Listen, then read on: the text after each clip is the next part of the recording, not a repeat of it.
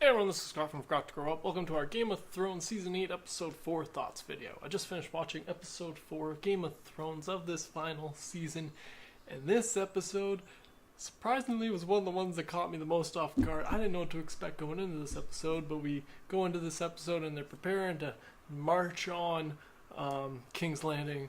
That is, Daenerys and all that, and they're planning to march on it, and some shit goes down that I did not think was going to happen in this episode and hits you just right in the face. So spoiler alert for this episode if you haven't watched it yet. I don't know why you'd click on this video, but yeah, the biggest shock for me is we lost another dragon. We're down to one dragon. I wasn't ready for that. I wasn't prepared, especially when it happens. As soon as you see that shot, it's heartbreaking. You're just like, oh. That was my face. That was my genuine reaction. I was like, oh, okay, this is how it's going. This took a turn. Whew. Wee. I did not see that coming. I did not see the giant crossbows. I don't know if that's what those things are called. Those giant things, those giant crossbow looking things. I wasn't ready for those on the ships. And then they had them on the fortress as well. That was some ridiculousness. Like I said, I wasn't sure what to expect going into this episode. I knew where they were going to be preparing going into, but I didn't know how much kind of action we'd be getting considering how much we got last week. But they gave us a little bit with the, dragon dying. We lost another person. There's just so much happened in this episode that, like I said, I wasn't quite ready for. I did the beginning with the funeral. That makes sense. A lot of people were speculating how are they going to get rid of all those bodies. I'm like, of course they're going to light them on fire, and they did. So that was a nice little kind of fitting send-off for a couple characters that we did lose in the last episode, and kind of a send-off for all the other characters who don't, only exist within the show itself.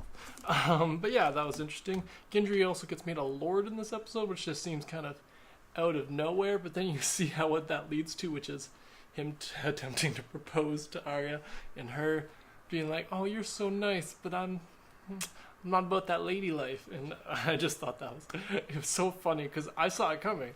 He definitely, like, first of all, man, you gotta watch How I Met Your Mother. You don't say I love you right away. You don't say that right away. You gotta hold that back. I get this is a different universe, but still, Gendry, you can't just throw it all out there like that, man. You gotta give her a little space. You gotta woo her a little bit more. Come on, man. But I just thought that was an interesting interaction. Then you see her, Arya, then leaving, heading for King's Landing with the Hound after that. And I love that those two just get along. They're just a fun pairing, the both of them not liking crowds, and I feel them. I don't like crowds either. But yeah, some of my other thoughts about this episode. It was interesting to see, actually, speaking of the Hound, was Sansa and the Hound had a little conversation while they're having these, had a little conversation while they're at the celebration that followed the funeral, and I just liked a line that came from Sansa when she was talking, like she was saying how all the stuff that's happened to her would have, it had to happen to her in order for her to have grown into who she is today. So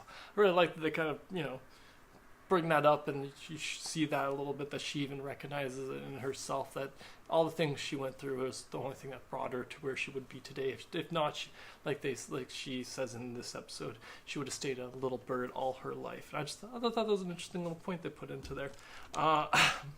Another thing that they kind of, like, I guess finally paid off, which was the Brienne and Jaime kind of thing, the will they won't they finally did. And I don't know how I feel about this, because this one I was always like, like, I like that they get along, but this also felt a little, I don't know, forced isn't the right word, because they obviously get along, but I'm just like, I don't know, the romantic part of it just seemed a little forced, mainly because at one point wasn't she his, wasn't he her lord at some point or something like that? I can't remember exactly the way their relationship has gone to this point, but that was just we did finally get the payoff. We finally see that, like, those looks that they've been giving each other all these seasons definitely were about, a little bit more than just friendship, or in admiration. There was more to it than that, so that was interesting that we explored that.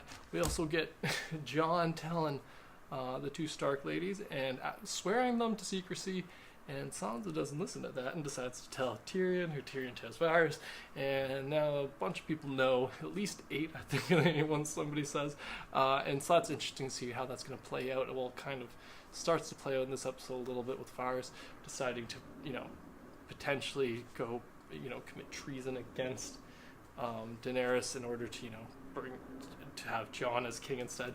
So that was an interesting kind of point that they've brought to light a little bit more. I also like that Daenerys was like, can we just keep it a secret? Can we not tell anybody? And Jon was just like, well, I kind of got to tell my sisters. And it's like, well, do you, Jon? Do you?